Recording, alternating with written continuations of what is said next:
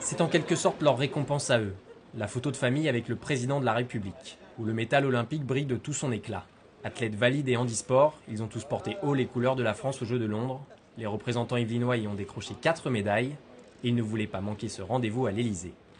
Oui, forcément très important. L'Elysée, c'est quelque chose de tout nouveau pour moi. C'était la première fois que je venais.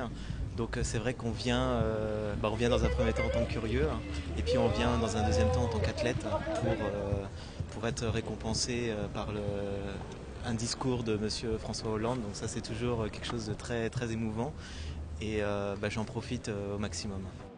Et le plus souvent, la médaille est à portée d'objectif. Je peux vous la montrer, elle est là.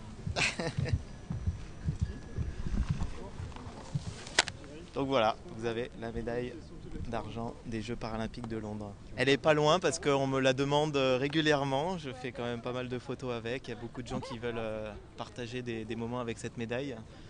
Je pense que c'est quand même un objet qui est très précieux pour moi et qui le restera tout au long de ma vie. Après une compétition aussi unique que les Jeux, vient souvent le temps de la remise en question.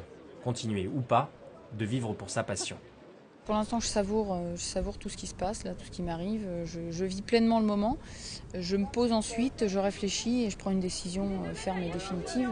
Avant les Jeux, c'était prévu l'arrêt, bien sûr, c'est ce que je m'étais engagée à faire. Et aujourd'hui, je réfléchis, mais c'est normal. Après un tel événement, on a besoin de se poser un peu.